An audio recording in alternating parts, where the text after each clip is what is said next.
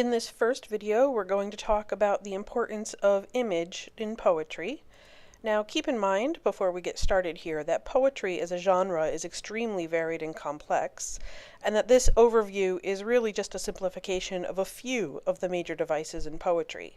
It's not comprehensive, but it will give you enough tools to be able to begin to talk about a poem.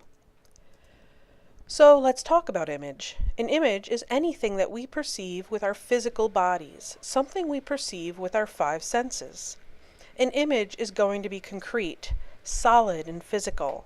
For example, the color blue, spaghetti, moonlight, or puddle are all examples of concrete images. This is as opposed to abstract ideas which do not have physical interaction. This includes emotions like sadness or love, ideals like democracy, and ideas like nutrition. Poetry often uses concrete image as a way to help evoke abstract ideas. And we're going to look at some examples of it doing that. So first, let's look at these three examples that come straight from Shakespeare.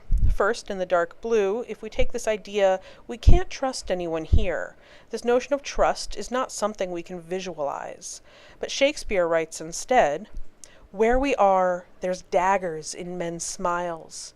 And with this, we have two great images, the smile and the sense of trust that comes with a smile, and then hidden behind it, the sharp dagger.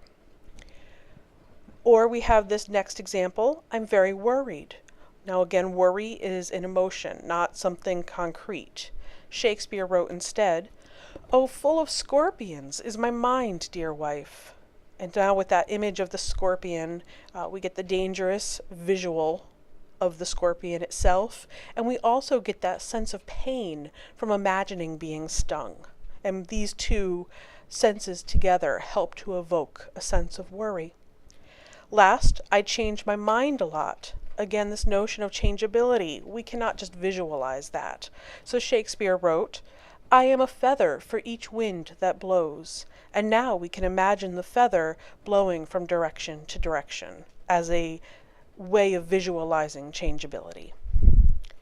So let's look at some literary devices that are often used in poetry to help evoke concrete image. The first literary device we will look at is the simile. A simile compares something to something else using the words like or as. For example, Rudyard Kipling wrote about a camel with his silly neck a-bobbin like a basket full of snakes. So here the simile is the phrase like a basket full of snakes, beginning with that word like, and we're comparing the camel's neck to the movement of the snakes. Another simile from Margaret Atwood, "A smile fake as a tinsel icicle." As a tinsel icicle is the simile, beginning with the word as, and the two things being compared are the smile and the icicle that isn't even real. It's made out of something like plastic. Our next literary device is a metaphor. Metaphors are a lot like similes. It names a thing or an idea with something else that we associate with it, but in this case, it does not use the words like or as. Here's an example. "You gave me dandelions, round suns rising in April, soft moons blowing away in June." So now the dandelion is being compared to the sun when it's in its early stage, blooming and yellow. And then later on, when the dandelion turns into that whitish gray color and starts to fall apart into its seeds, then it is compared through a second metaphor to the moon. Robert Frost wrote another example. "Out in the porch's sagging floor, leaves got up in a coil and hissed, blindly struck at my knee and missed."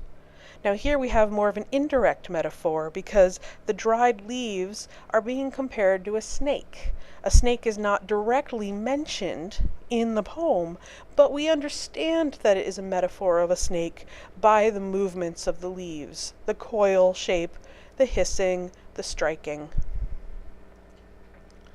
Our next literary device is synesthesia. Synesthesia describes one of the five senses in terms of a different sense. For example, from Emily Dickinson, "To the bugle, every color is red." So usually when we're going to be talking about the sound of a bugle, we're talking about the sense of hearing. But Emily Dickinson describes that sense of hearing through the sense of sight, the color of red, and the kind of emotion that redness evokes when we hear a bugle. Mary Oliver wrote, "If I could touch you, my hands would begin to sing." So here we have the sense of touch being described through the sense of hearing, the singing. Next, we have personification. Personification gives the characters or actions of a person to something that is not a person. For example, an animal, an inanimate object, and so on. Our example comes from Ezra Pound. "You are very idle, my songs. I fear you will come to a bad end. You stand about on the streets. You loiter at the corners and bus stops. You do next to nothing at all." So here we have the song that is certainly not something we would normally equate with the actions of a person, being given these very human actions like standing around and loitering and needing to be busy. Another example of personification comes from Shakespeare. "Danger knows full well that Caesar is more dangerous than he." And here we have this sense of danger, something that is an abstract idea that we cannot normally visualize, and it's being personified with this sense of self-awareness, which then goes on to make this sense of danger feel even that much more frightening and dangerous. Our next literary device is synecdoche. Synecdoche refers to a part of something in order to represent the entire thing. Our example comes from T.S. Eliot. "I should have been a pair of ragged claws scuttling across the floors of silent seas." Now this pair of ragged claws, when we read this, we're not going to imagine a disembodied pair of claws moving around by themselves. Instead, we understand that the ragged claws refers to the entire animal, probably a crab, that T.S. Eliot is comparing himself to. And our last literary device we'll talk about is symbol. A symbol is an image that stands for more than its literal meaning. A great example of symbol comes in William Blake's famous poem, The Sick Rose. There are two symbols in this poem, the image of the rose and the image of the worm.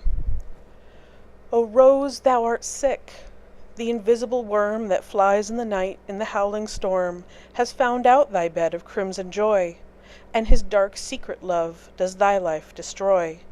Now here, the image of the rose could be a symbol, for example, for love and purity, whereas the worm becomes a symbol not just for a literal worm crawling around, but instead for disease or danger. So to recap, we've talked about simile, metaphor, synesthesia, personification, synecdoche, and symbol.